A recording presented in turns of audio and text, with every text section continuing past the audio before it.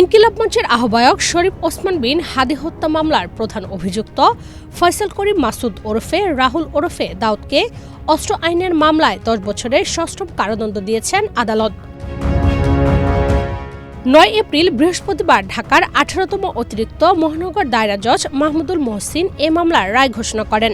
আসামি পলাতক থাকায় তার বিরুদ্ধে সাজা পরোয়ানা সহ গ্রেফতারি পরোয়ানা জারি করা হয়েছে বলে জানান আদালতের ব্রেন সহকারী ইসমাইল হোসেন।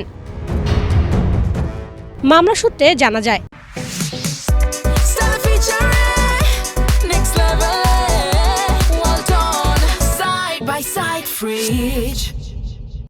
2024 সালের 7 নভেম্বর আদাবরের বাইতুল আমান হাউজিং সোসাইটির একটি ফ্ল্যাটে অভিযান চালায় র্যাব 2।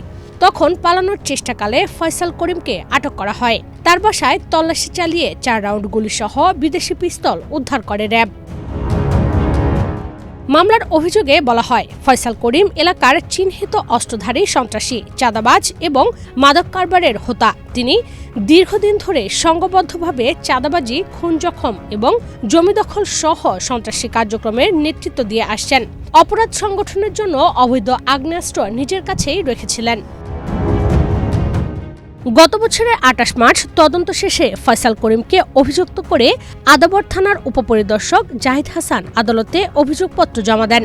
মামলার বিচার চলাকালে 14 জনের মধ্যে 13 জনের সাক্ষ্য গ্রহণ করেন আদালত। গত বছরের 17 নভেম্বর পর্যন্ত ফয়সাল করিম এ মামলার জামিনে ছিলেন। এদিকে গত বছরের 12 ডিসেম্বর রাজধানীর বিজয়নগর পানির ট্যাঙ্কির সামনে ঢাকা 8 আসনের সম্ভাব্য প্রার্থী ওসমান হাদি গুলিবিদ্ধ হলে আলোচনায় আসে ফয়সালের নাম। ওই ঘটনার একটি সিসিটিভি ফুটেজের ভিত্তিতে পুলিশের পক্ষ থেকে বলা হয়, অটোরিকশায় থাকা হাদিকে মোটরসাইকেল থেকে গুলি করেন ফয়সাল। মামলায় তাকেই প্রধান আসামি করা হয়।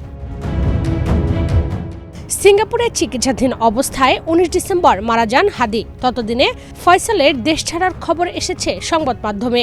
শেষ পর্যন্ত এবছর মার্চে ফয়সালকে ভারতের পশ্চিমবঙ্গের বনগাঁ সীমান্ত থেকে গ্রেফতারের তথ্য জানায় সেদেশের পুলিশ।